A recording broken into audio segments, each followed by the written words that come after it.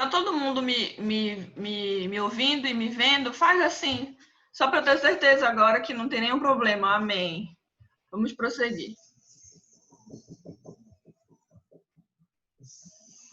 Gente, na aula passada, a gente viu sobre o direito brasileiro. Em que sentido? A gente perpassou sobre todos os parâmetros no decorrer dos acontecimentos sociais no Brasil, desde do Brasil colônia, do regime colonial no Brasil. Qual é o intuito disso em HD? O que a gente pretende fazer é justamente expor para vocês algumas peculiaridades nos acontecimentos sociais que ocorreram no decorrer da história do nosso país e as implicações disso, tentando sempre pegar alguma característica envolvendo o nosso mundo do direito. Esse é o objetivo. Então, por isso que no conteúdo programático de vocês, a gente tem vários slides, esse assunto muito denso, muito conteúdo, é justamente porque são muitos detalhes. Então, aqui, quando a gente começa com o direito brasileiro no regime colonial, o que eu explicitei para vocês? O Brasil ele foi adequado a quê? A um modelo pré-moldado. Por quê, gente? Por que pré-moldado? É como se fosse aquela cozinha que tu vai visualizar para ti. Ah, eu quero aquele móvel pré-moldado. Porque o Brasil ele já teve que seguir um modelo da metrópole. Ele já teve que estar no modelo da metrópole.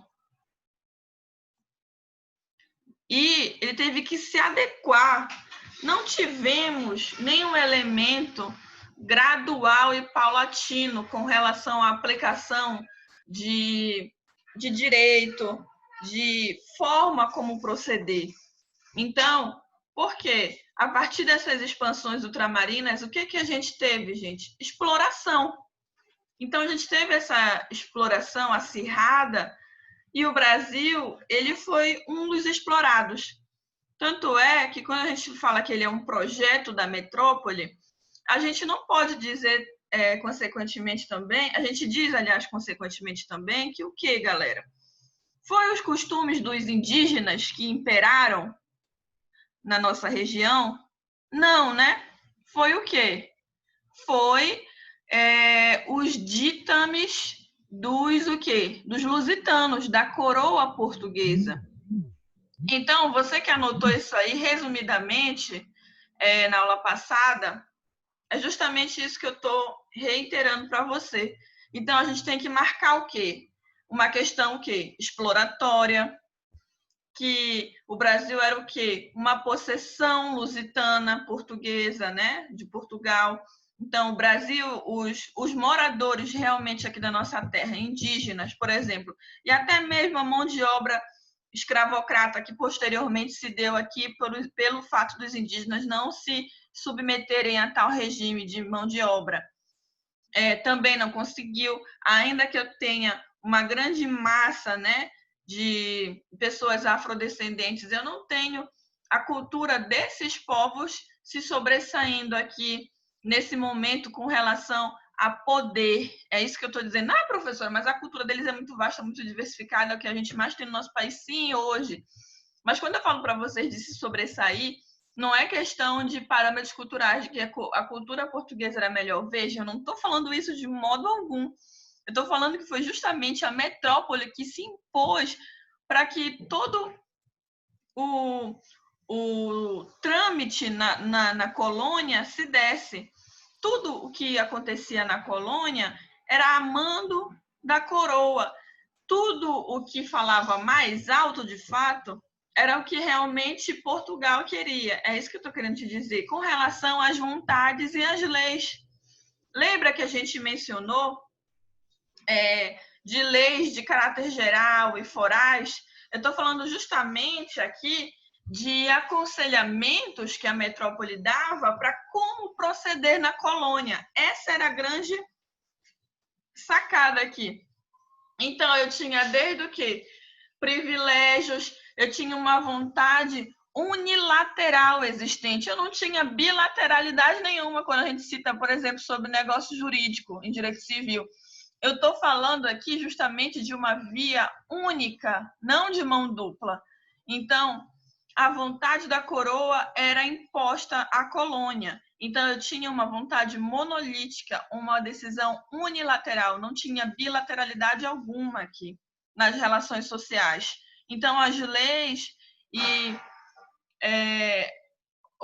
os procedimentos em si que ocorriam na colônia eram todos vistos com base nos forais, que são a espécie de aconselhamentos que a coroa dava, que Portugal dava, para como a colônia deveria proceder. Então, todo o meu sistema Brasil colonial aqui, com relação ao direito, essas leis, elas eram todas baseadas, as relações sociais eram todas baseadas nesses aconselhamentos, nessas estipulações pré-fixadas de Portugal para com o Brasil colônia.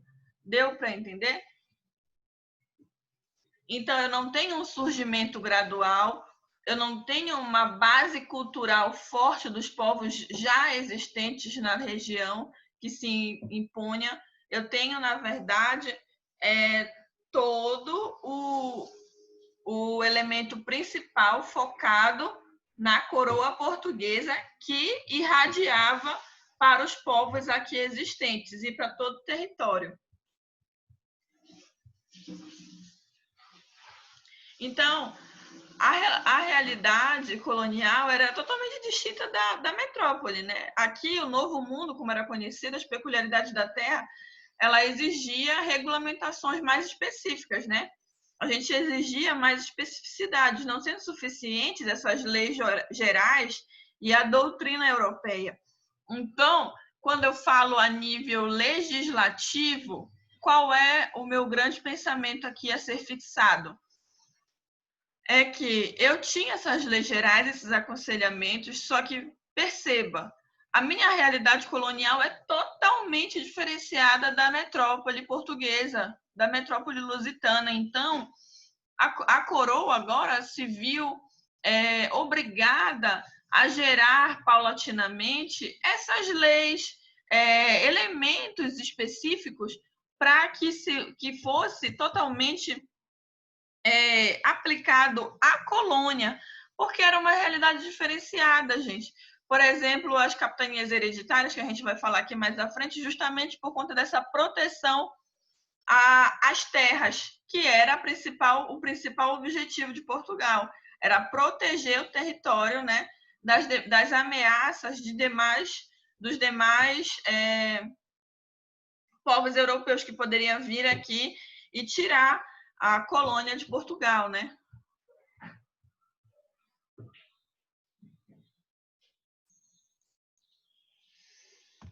Então, eu tinha esse conjunto de leis que modelavam esse aparelho burocrático português aqui aplicado nessa manutenção territorial, né? Desse domínio colonial.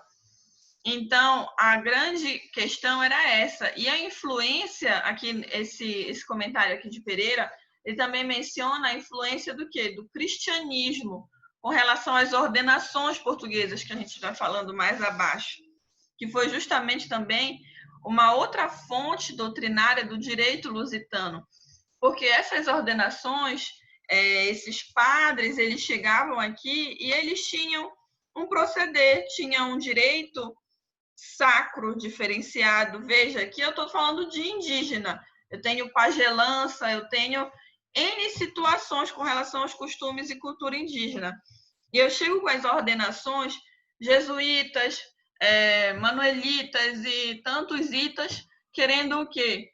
Querendo incorporar os seus costumes sacros na nossa região, o seu modo de agir, a sua cultura, enfim, já era mais uma forma de imperar aqui normativamente, porque vai influenciar ali nos acontecimentos sociais dessa colônia, entendeu?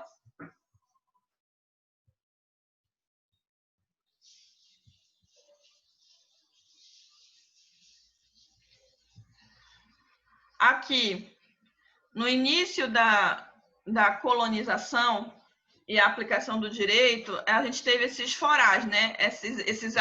Esses aconselhamentos, essas leis gerais que a coroa submetia à colônia. E como eu falei para vocês que com o passar do tempo, a gente apresentava como colônia especificações a serem observadas pela coroa, pois a nossa realidade era totalmente diferenciada da dela, aqui acontece o que eu te falei, ó, divisão em capitanias hereditárias. Então, eu tinha escolha por donatários, que eram os responsáveis por cada pedaço de terra que eram chamadas de capitanias. Então, eu tinha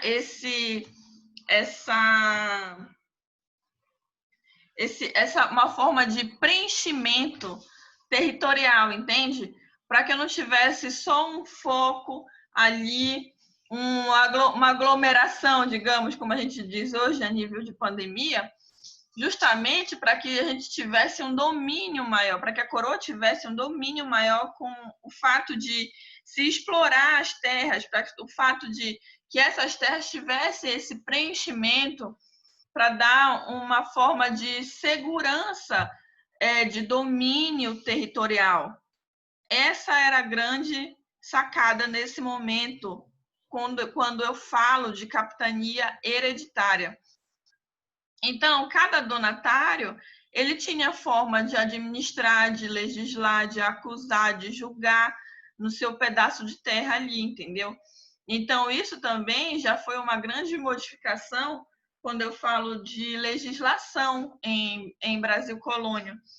Porque se antes eu só tinha ouvidos ali de colônia para a coroa a partir desses forais, a partir desses aconselhamentos, dessas leis gerais, agora eu tenho já ali a figura do donatário estipulando, né, essa forma de proceder aqui. E legislativamente também, né, como a gente está falando aqui.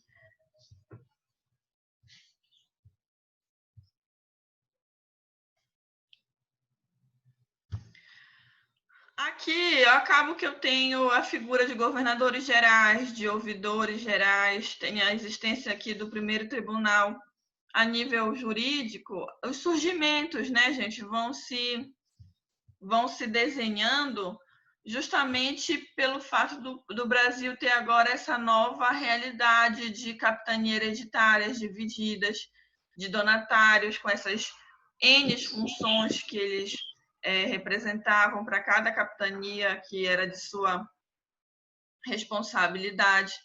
Então, eu tenho aqui, acaba que eu tenho aqui o surgimento de outros elementos também voltados para o direito, né? O tribunal, os governadores gerais, ouvidores gerais, que também eram de grande importância nesse período aí, porque o Portugal ele precisava do quê? Que se aplicasse, né, o direito de forma eficiente e eficaz.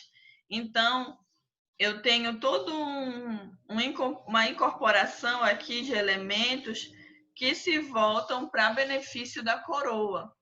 Não pensa que essa ideia de divisão de capitanias hereditárias era para favorecer a colônia no sentido de bem-estar, no sentido de dividir poderes de alguma forma, né, na mão desses donatários, não só agora na mão da coroa em si, porque na verdade era só para ter um domínio maior.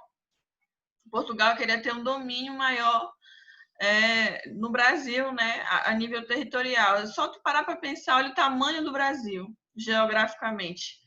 Então, ele precisava ter esse domínio com relação às ameaças, né, que vinham de fora para querer também dominar o Brasil. Então, se fez necessário essa divisão aí, tá? Em capitanias hereditárias, esse regime.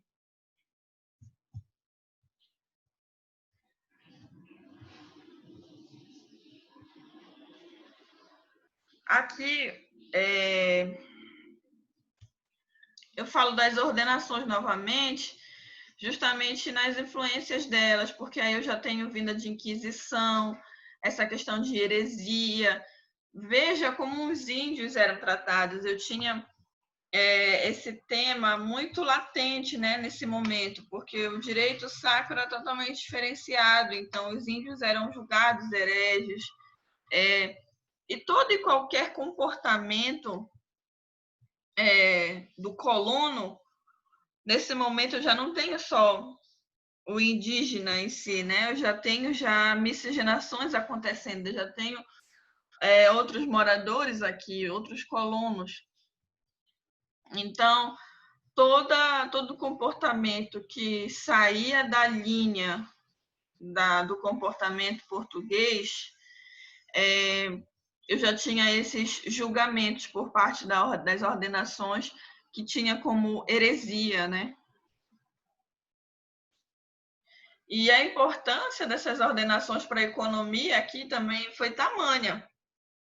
Isso é uma boa observação a ser feita. Porque, veja, o fluxo de pessoas aumentou aqui de forma muito considerável, né? Então, eu já tenho uma grande alteração aqui na nossa realidade com a vinda dessas ordenações também.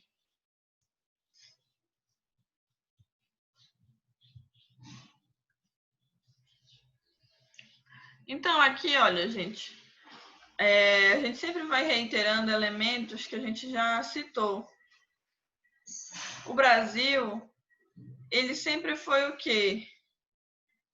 Esteve sempre a serviço, né, dessa minha capital portuguesa, da metrópole, sempre esteve a serviço de Portugal com relação a empreendimentos, enfim, porque é como eu te dei o exemplo das capitanias, esses empreendimentos, o direito em si foi aplicado no Brasil justamente numa forma de viabilizar empreendimentos de Portugal, entende? Não que fosse para nosso benefício de forma direta. Por mais que a colônia tenha crescido, né, em muitos elementos, mas o ponto principal sempre era o favorecimento o favorecimento de Portugal, tá?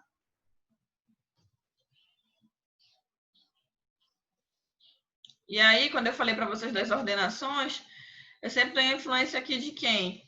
Do direito romano, do direito canônico, né? Já que eu estou falando aqui de uma questão eclesiástica. Então,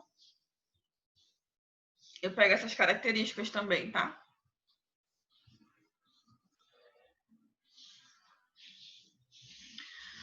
Aí aqui eu remonto para vocês justamente essa questão das ordenações por conta do comércio marítimo, né? E da representação que elas tiveram para a colônia.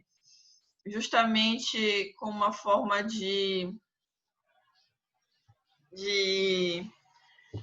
de mandar essas ordenações para a nossa colônia, para que a gente tivesse todas esse domínio, na verdade, confirmado por Portugal, né? Então, o Brasil ele adotava a legislação vigente na metrópole e era para resolver seus conflitos internos, mas veja, a gente tinha essas diferenciações. E essas ordenações vigentes em Lisboa, elas tinham aplicabilidade direta nas colônias e também mar afora, porque se eu falo aqui das expansões ultramarinas, eu digo desse comércio marítimo e da importância que essas ordenações têm, tanto em Portugal quanto fora dele, entende? Então, o domínio delas vai mar afora, vai também chegar no Brasil.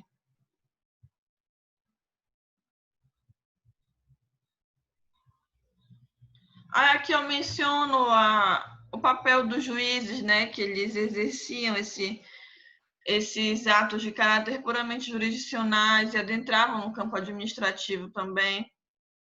Eu tinha as câmaras municipais como o mesmo fenômeno, né, de administração superior e funcionamento de modelo sociopolítico e administrativo pré-burocrático tradicional. Então, eu tenho aqui a inexistência explícita de fronteiras. Esses juízes e essas câmaras, acaba que eles representam uma falta de limite de poder, porque eles decidiam sobre muitas situações. Assim como o papel do donatário, os juízes eles exerciam papel administrativo, né, e de julgador também.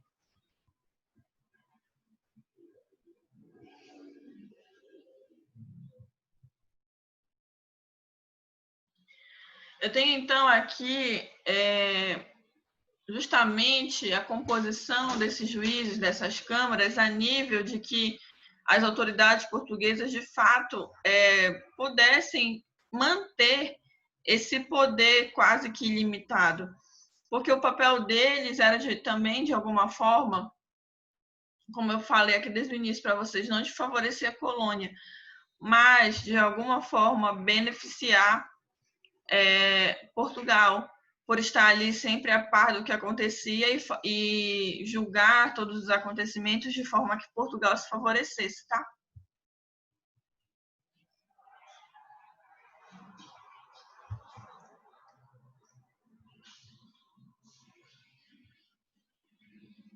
Aí aqui, gente, o término do período colonial, eu tenho várias revoltas.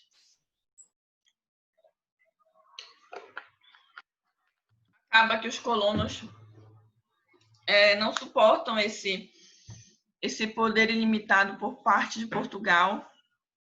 Então, eu tenho agora todos esses elementos que corroboram para que eu tenha essas revoltas, né, guerras.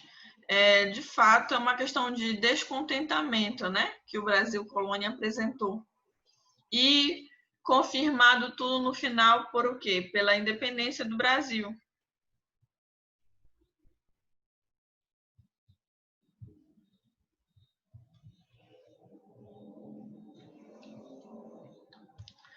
Aqui no nosso Brasil imperial, eu tenho a divisão das fases de primeiro reinado, né, de período regencial. Eu tenho outras revoltas também que estão em volta aqui desses períodos. Justamente, acaba que eu tenho também essas crises sociais, porque de fato o direito até então, ainda no período imperial, era totalmente à mercê do império, totalmente à mercê do imperador. Então, eu tenho ainda o descontentamento justamente por não ver a realidade as necessidades dessa realidade da colônia, né, que era antes e agora que ainda no regime imperial, sendo atendidas. E sim, sempre é uma forma de manusear todos os trâmites legais para que eu favoreça sempre no final Portugal.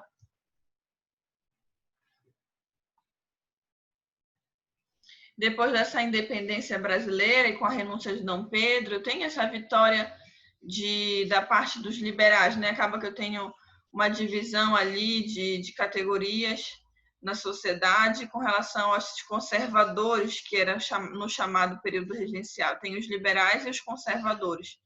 Então, acaba que eu tenho posteriormente ainda essas revoltas, né? Que eu tenho a de Sabinada, Balaiada, Farrapos, né, no sul. Tem a cabanagem aqui na nossa realidade nortista.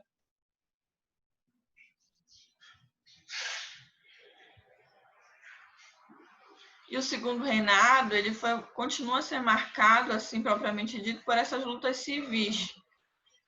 E a pacificação interna também. Eu tenho lutas externas, né, que envolveram Uruguai, Argentina, Brasil e Paraguai. Todos esses países aqui banhados pelo Rio Prata, foi um ponto em comum. Então, ainda tinha essa campanha de libertação escravocrata aqui em prol dessa proclamação da República. E lembrando que esses ideais aqui presentes nesse período, com esse descontentamento das pessoas que residiam aqui no Brasil, era o quê, gente? Eu sempre tenho o quê? Ideais iluministas, porque essa realidade ela também se fez presente aqui.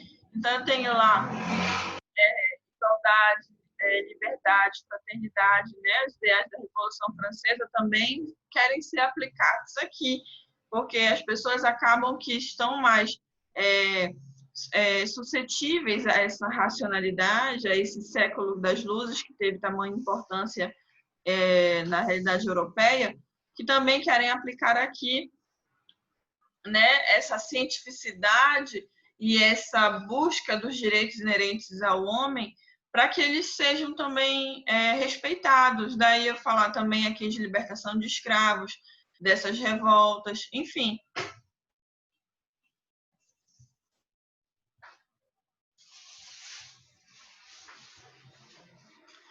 Aí aqui eu também posso falar que nesse momento eu já acabo tendo as escolas jurídicas, que a primeira instituição que de fato fora chamada de universidade eu tive no Amazonas. Tive outras instituições, mas chamada mesmo de universidade, a gente surgiu no Amazonas, e acaba que eu tenho o direito surgindo, né? Porque eu acabo que é uma das profissões mais antigas, né? Assim como medicina, engenharia civil, tudo era chamado de doutor.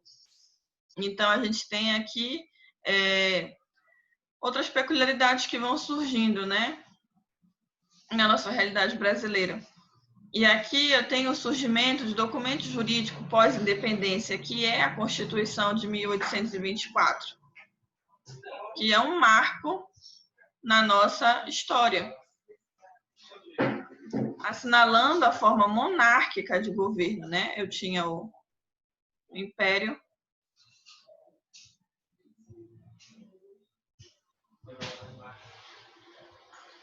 Aí aqui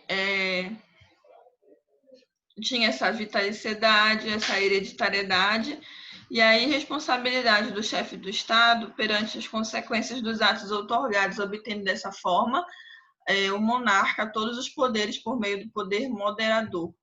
Eu sempre tinha uma forma de impor as vontades da coroa, tá? Então, esse grau de ilimitação, esse grau de autoritarismo, ele era de fato muito grande.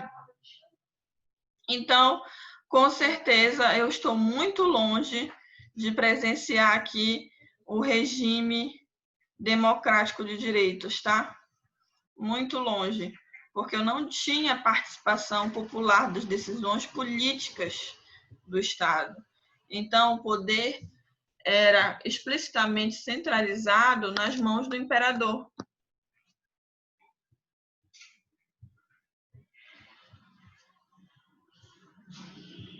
Professora? Pode falar. Esse poder moderador do imperador, ele só existiu na primeira Constituição de 1824, se não me engano. É isso? Isso. Esse que só existiu nesse momento, mas porque depois a gente vai ter outras constituições a serem modificadas com o tempo. Tá bom, obrigado. É justamente nesse período de império para que eu tivesse essa existência ainda da coroa, né, ali por trás, manuseando seus interesses.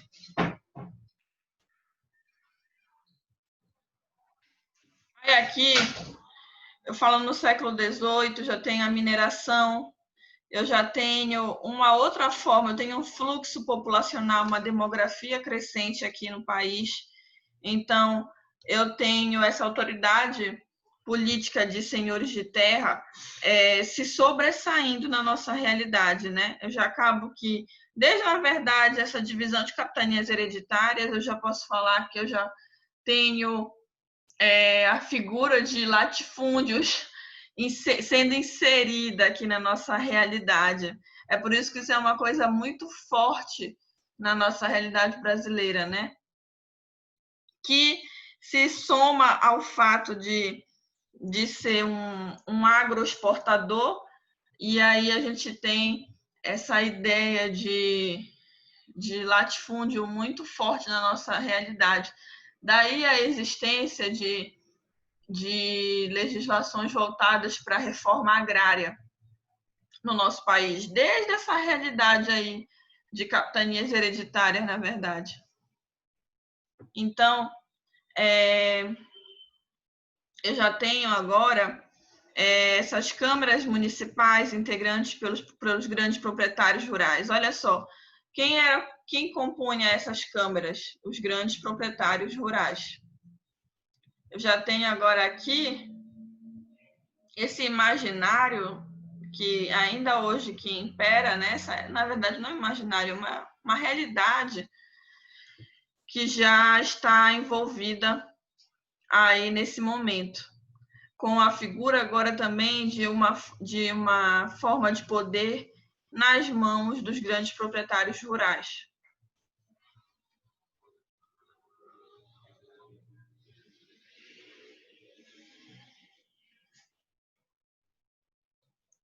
Aqui, posteriormente a essa Constituição de 1824, eu já tenho outros documentos normativos também que passam a existir. Eu tenho, por exemplo, esse Código Criminal de 1830. Eu acabo que tenho aqui uma forma de me remeter à proporcionalidade do delito à pena. A pena era exclusiva do condenado, nunca perpassava para os seus descendentes, né, para a sua hereditariedade. Então, esse novo código ele representou um grande avanço na relação às ordenações do Reino de Portugal. Embora eu preservasse essa pena de morte, né, eu tenho, que mais tarde também foi modificada, né, por prisão perpétua, eu tenho uma grande alteração aqui na nossa realidade brasileira neste momento. A reforma nesse meu sistema judicial, ela encerra com esse Código de Processo Criminal e o Código Comercial em 1850. Então, eu tenho toda uma inspiração ainda na realidade europeia. Lembra que eu citei para vocês os princípios da Revolução Francesa? Eu ainda tenho aqui essas características, essas características, peculiaridades que são em volta aí ao ideal iluminista, né? Representando aí esse espírito liberal em detrimento dessas ordenações portuguesas. Então, esses códigos, de fato, eles foram de suma importância na nossa legislação nesse momento. Aí aqui eu tenho a inovação do habeas corpus, sistema de jurados também. Aí aqui eu perpasso sobre o que o Código Comercial me falava, né? Que de fato continua sendo, por mais que eu esteja em volta desses ideais iluministas, na prática eu tinha o quê? Interesses da elite que eram atendidos, né? Essa mentalidade patriarcal, ela sempre foi muito inserida no nosso imaginário. Então, eu sempre tenho essa forma individualista de atendimento de suas próprias necessidades. Então, eu tenho agora também nesse meu período império, eu tenho a figura dos magistrados que representavam de fato os interesses do imperador. Então, desde o início, quando eu falava para vocês ainda lá da figura dos juízes, das câmaras, né, municipais, aqui agora esses magistrados eles continuam a ser a figura da coroa aqui, porque eles sempre tinham o quê? Esse privilégio da sociedade, né, dessa camada privilegiada. Então, o absolutismo português e o mercantilismo ele ainda era uma das grandes características que imperava aqui. Então, eu tenho o domínio ainda, né, desse império aqui no nosso país.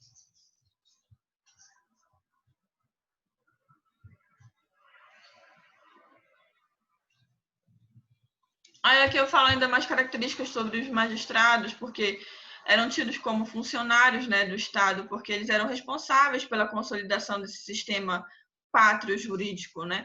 Então, eram funcionários que eles precisavam ter um nível, ser dotado de um nível intelectual diferenciado, capacitado, né, de forma que pudesse representar ideologicamente a coroa, esse papel do império, né, esse papel burocrático que o império queria que eles atuassem.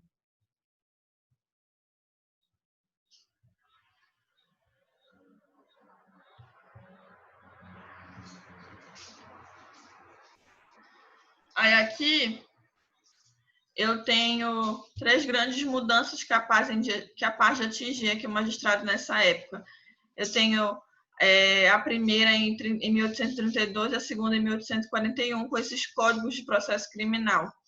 E mais à frente, significativamente, eu também tenho em 1871, porque eu passo a ter também agora a figura de juiz de paz nos locais onde eles eram eleitos, que começaram a julgar essas pequenas causas cíveis, e mesmo sem remuneração, e o sistema de júri popular. Então, agora, eu tenho também uma figura, um termo usado para magistratura popular, escolhida pela participação da comunidade.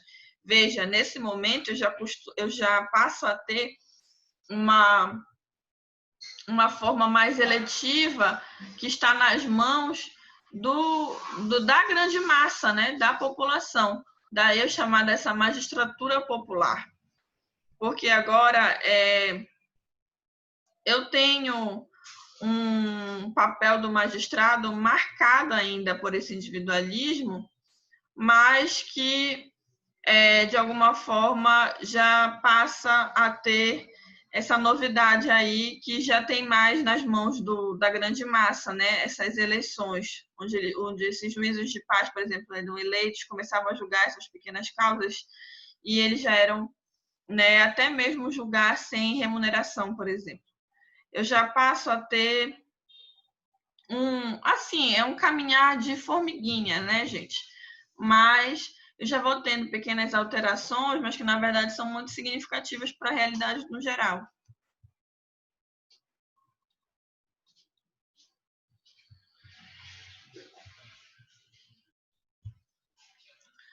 Aqui na República Velha, ainda esse coronelismo ele passa a ser substancial.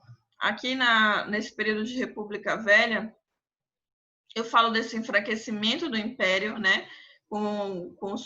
Para o surgimento da República, do Brasil República, da passagem desse período imperial para o republicano.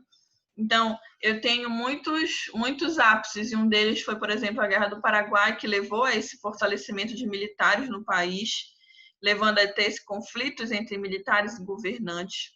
Então, eu tenho enfraquecimento monárquico, eu tenho mais perda, eu tenho uma influência menor. Não que ela deixasse de existir, porque eu não posso dizer que ela deixava de existir, mas eu tenho uma influência menor aí do papel da igreja, né? Aí na forma de composição aí dos estados modernos. Então, eu tenho agora a abolição também da escravidão pela Lei Áurea, com o ápice da Revolução Industrial, né, e a expansão cafeeira. Tem aí a existência de muitos barões agora na nossa realidade, Barão de Mauá, e entre outros aí com o nosso cultivo cafeeiro tamanho. Então, eu tenho a extinção desse poder moderador que a gente mencionou, perpassando agora a existir poderes executivo, judiciários e legislativo, assim como eu tenho a separação dos poderes, né, agora nesse momento. Então, eu passo a ter também esse poder na mão de um coronelismo também nesse momento, tá? Porque, olha só, quando eu falo nesse coronelismo, eu falo desse voto de cabresto, que é onde os coronéis, né, eles detinham poder, controle absurdo, um controle abusivo de autoridade com relação à compra de votos. Eu tenho vantagens e favorecimentos pessoais aqui chovendo. Eu tenho ou você é meu simpatizante político ou você não é. Então, eu passo a ter aqui essa exigência para cumprimento de cidadão aqui, o papel de maiores de 21 anos, alfabetizados, sexo masculino. E ainda tem o critério da quantia de bens a serem observados. Então, veja, eu tenho uma sociedade patriarcal aqui como nunca, né? Um coronelismo arraigado. Tenho mantida aqui essa famosa política do café com leite entre os paulistas. Aqui eu tenho os mineiros também. Então, tem a cidadania, a prerrogativa de poucos, né? Que nem como a gente citava lá antes de Grécia e Roma, que os cidadãos, para serem tidos como cidadãos, tinham que cumprir lá, né? Um determinado papel também para poder ter voz política, né? Na sociedade.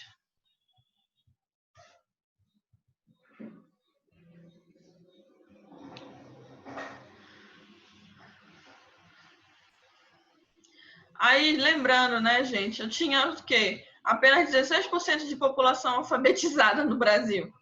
Então, veja, esse papel político ele estava nas mãos de quê? De muitos ou poucos? Pouquíssimos, né, gente? Não é nem nenhuma dessas alternativas, é pouquíssimos. Então, eu tenho aqui a existência de uma elite que realmente dispunha de todo o poderio econômico, político, que era onde estavam ali em volta as decisões, né, do país no momento. Eram as mãos deles onde se encontravam essas decisões.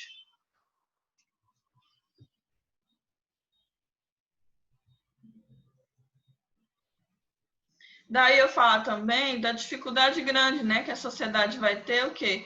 De manter o seu papel democrático, justamente por eu ter essa pequenez de mãos, de interesses a serem atendidos, quando na verdade não é atendido o valor os valores, as necessidades, os anseios da massa, né, brasileira. Então eu tenho também ainda uma longitude com relação a tenho um elemento bem longínquo ainda de papel de direito de um Estado democrático de direito a ser observado de fato.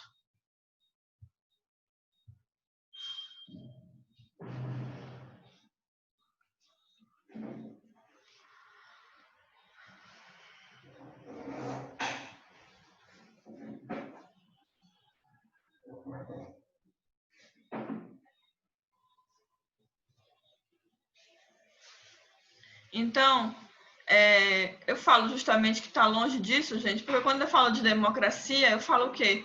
De liberdade de pensamento, de expressão, de liberdade de publicidade, né, da imprensa, entre outros meios de comunicação. Então, tem uma liberdade de associação também, de locomoção, a participação ativa do indivíduo, né, na defesa desses seus interesses e aspirações. Então, eu não tenho nada disso nesse momento. Isso aqui é justamente o que eu não tenho nesse momento.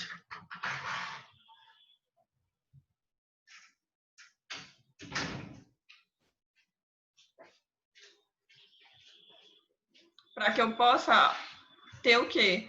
A formação democrática do país, né? São elementos que compõem essa formação democrática. A queda do Império em 89 levou o nosso país a proclamar a primeira Constituição Republicana em 1891. Aí, nesse período, se instalou o governo provisório de Deodoro da Fonseca, onde se estabeleceu novas diretrizes para o Estado brasileiro. Então, eu tenho agora a transformação em províncias, eu tenho a dissolução de assembleias provinciais e câmaras municipais, eu tenho agora a nomeação de governadores para os estados, né, intendentes, para os municípios, eu tenho aqui agora o fato que se estende a cidadania para os estrangeiros também, que aqui são residentes, convocando a Assembleia Constituinte, além de ter a reformulação do Código Penal. Então, essa Constituição me deu características de descentralização de fato de poder, porque agora eu tenho concessão de mais autonomia aos estados, aos municípios, e a eleição direta dos membros do Executivo e Legislativo. Então, agora, nessa nossa realidade de Constituição Republicana de 1891, eu tenho o quê? Como principal elemento, eu tenho descentralização de poder. Esse é um dos meus principais focos aqui nesse momento, tá, gente? Seria bom que, se você já tiver acesso aí ao material, vá grifando também esses elementos que eu estou grifando em tempo atual, né? Ou então fazer a observação no seu material, enfim.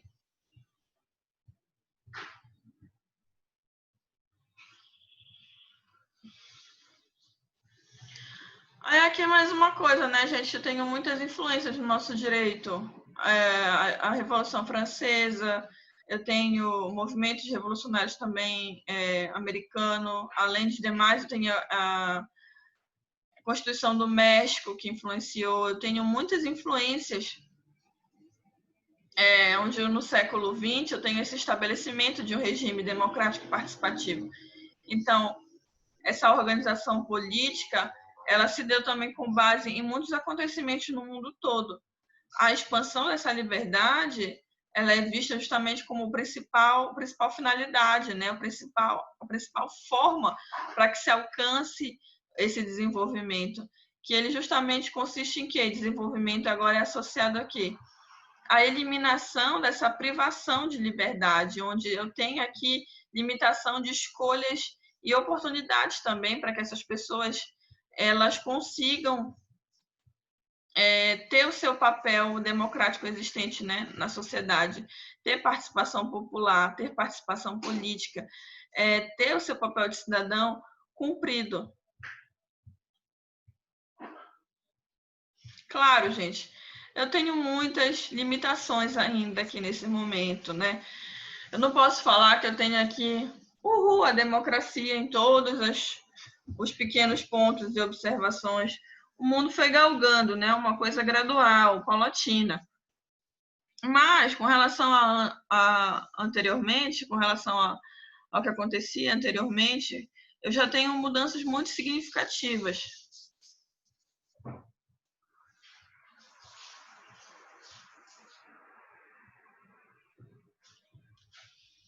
Então, aqui, mesmo que a independência possibilitasse essa participação maior brasileira, né, no sistema econômico, oriundo do grande acontecimento da Revolução Industrial, eu tenho um processo de desenvolvimento brasileiro com perspectivas de liberdade, né, a grupos da população, como realmente foi mencionado. Então, eu tenho agora os pequenos grupos, na verdade, grandes grupos, né, do país que não eram antes escutados, eu não tenho os anseios deles ouvidos, eu tenho agora a participação dessa massa social. Então, a contextualização social, né, do Brasil, de lutas e transformações, evidenciou essa necessidade de instituições sociais, né, do direito, da sociedade, da economia. Então, a expansão dessas liberdades políticas e civis no Brasil, ela decorreu de fato desses acontecimentos, desses fatos sociais relevantes, né, ideologicamente, politicamente, juridicamente, socialmente. Ou seja, é um mix que me leva a ter um resultado, entendeu?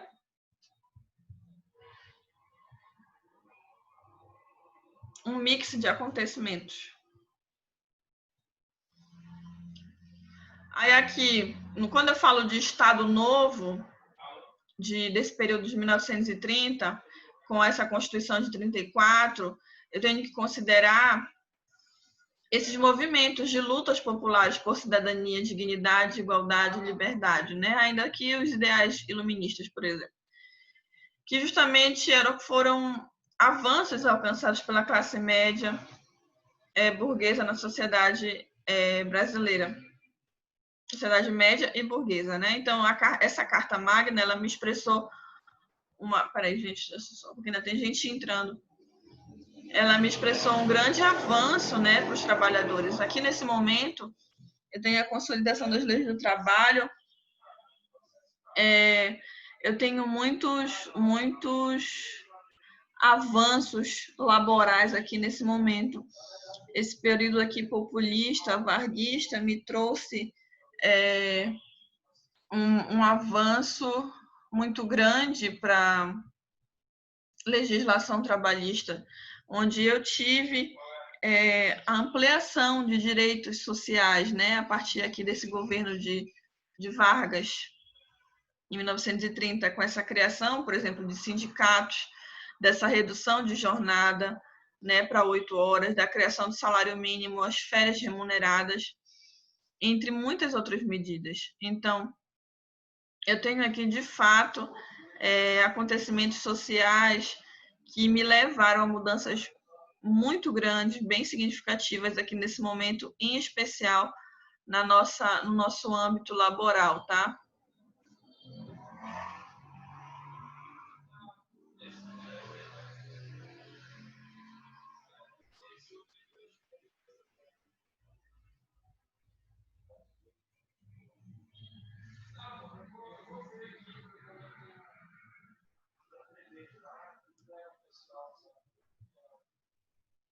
Aqui, como eu falei, né, tem a inspiração em muitos elementos aqui para que se introduzisse no Brasil essa perspectiva social de direito. Então, aí que eu já tenho um momento em 37, onde Vargas se sente ameaçada, né, por grupos de esquerda, e inspirado nesse fascismo europeu, eu tenho lá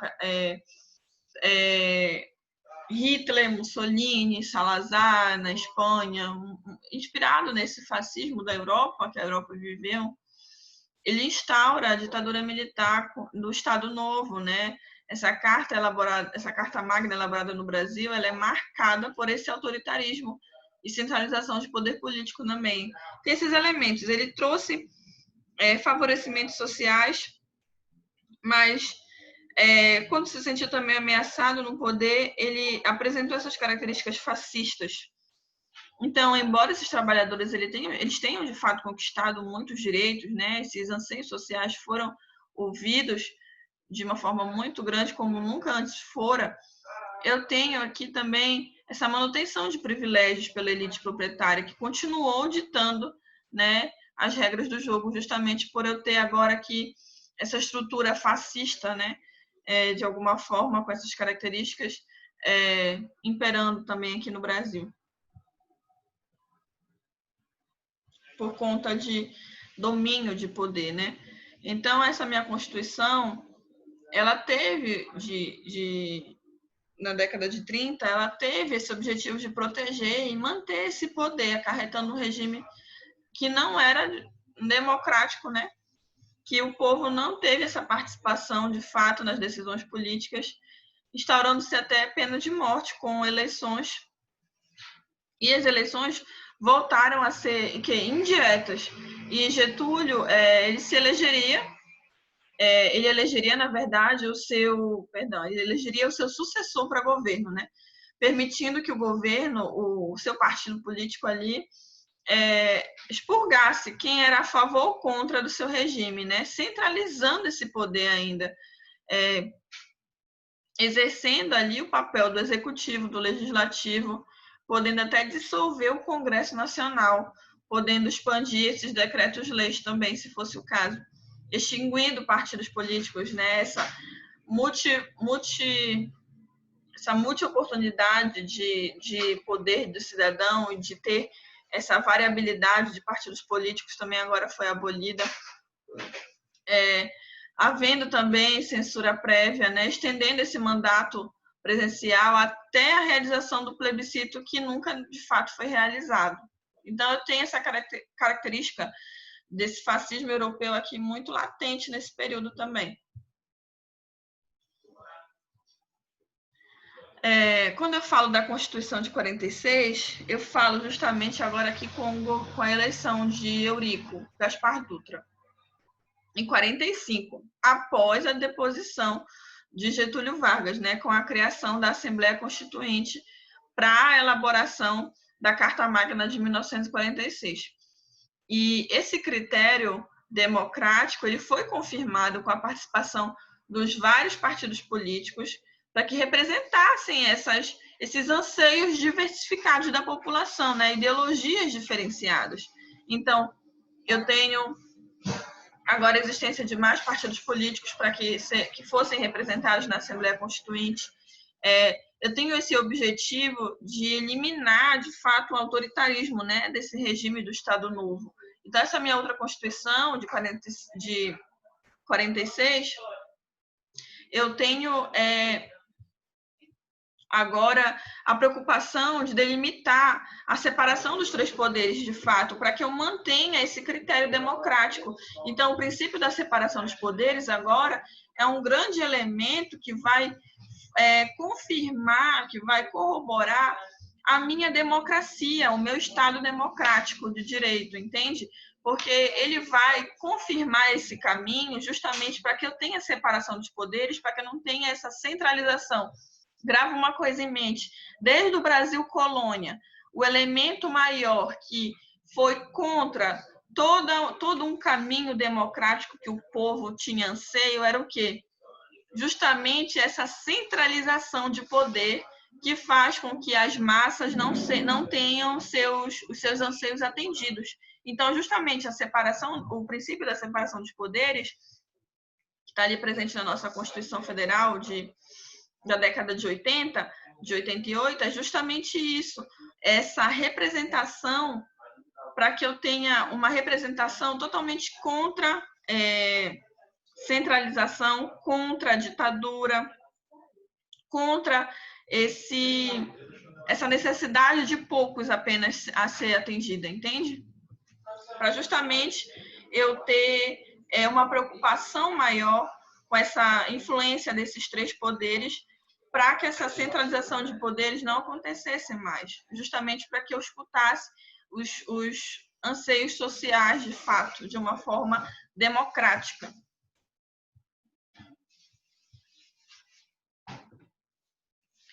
Aí aqui, em seguida, eu tenho a presença de Kubitschek, né, o Juscelino, tenho lá a criação de Brasília, eu tenho a propaganda lá de 50 em 5 anos. Kubitschek, se não fosse político, ele podia ser publicitário, né, podia cumprir esse papel aí como sua profissão, porque, de fato, ele investiu muito nessa ideia e que a sociedade ali foi envolvida, né? E a criação de Brasília foi o ápice ali no seu governo, investindo aí nessa conexão entre o país, né? Veja, a gente consegue ver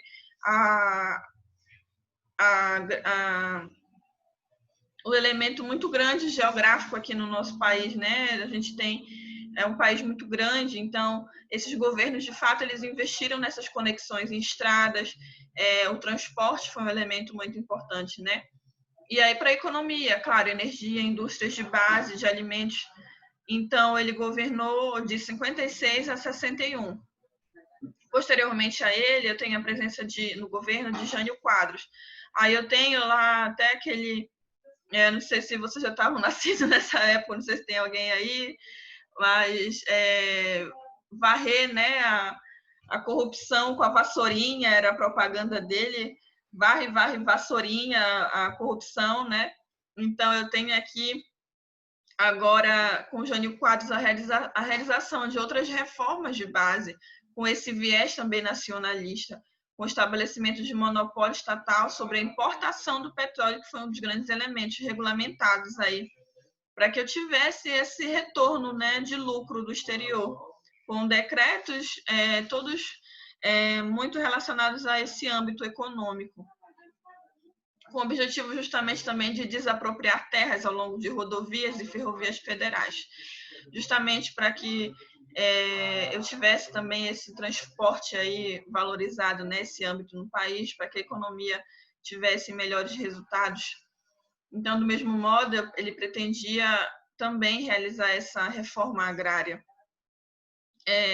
Claro, eu tinha ali uma valorização de transporte, de economia, mas ele também tinha essa preocupação de conceder, né, anseios sociais por meio da reforma agrária. Daí também essa desapropriação de terras, porque ele poderia aumentar a economia também, mas dando produtividade a essas terras, né?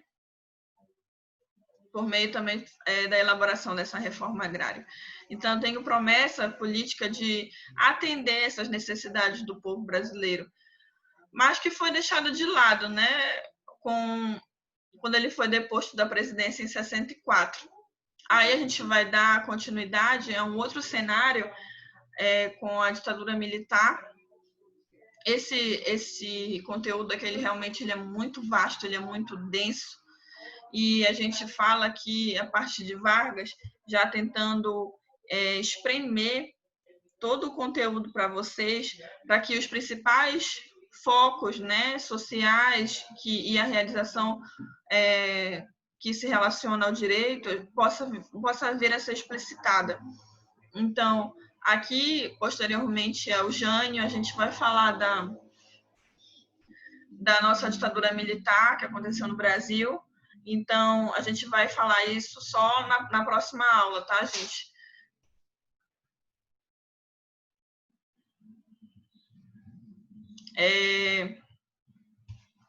Na última aula, a gente viu até, acho que o antepenúltimo slide, salvo engano. Hoje, a gente conseguiu continuar, né, o assunto e, na verdade, veio desde o iniciozinho, falando as principais considerações. Talvez até tenha falado quase a mesma coisa que eu falei na aula passada, porque a gente teve mais problema no início e no finalzinho da nossa aula, que foi o que nos prejudicou na quarta-feira. Mas hoje, com esse nosso encontro, eu espero que tenha ficado mais explicitado, melhor explicado para vocês. E lembrando que foi um aviso que outras pessoas enviaram só depois. Os nossos slides e materiais, eles vão estar dispostos lá para vocês até terça-feira, me dê esse prazo, porque de fato eu não consegui, mesmo com internet ou sem internet boa. Eu não sei se o problema é na própria plataforma, mas eu pedi o auxílio do pessoal da informática e até essa semana agora, espero que até no máximo terça-feira se resolva, mais os slides das aulas em si já estão no e-mail de vocês, tá? É só a aula gravada realmente que ainda não está lá. As duas últimas de ED e as duas últimas de HD. Essa eu vou tentar colocar lá hoje, tomara que pegue, que funcione. Agora, a outra que eu tentei colocar já de Brasil, da nossa quarta-feira, que foi esse assunto que a gente deu também, eu não consegui anexar, não pegou. Então, eu não sei de fato onde é o problema, mas eu estou avisando para vocês desde logo que eu estou viabilizando aí para que isso seja concretizado na plataforma, tá bom? Se alguém tiver alguma dúvida, pode me enviar também por WhatsApp, por e-mail. Até que foi bem produtivo, a gente conseguiu. Eu só queria que tivesse mais gente, mas hoje é domingo, né? Nem todo mundo está interessado em assistir aula de HD. Mas o fato eu avisei vocês previamente, não só entrei hoje mandando o link. Quem quis assistir, ótimo. Quem não quis, espero que consiga ter entendido tudo na aula passada mesmo. No mais,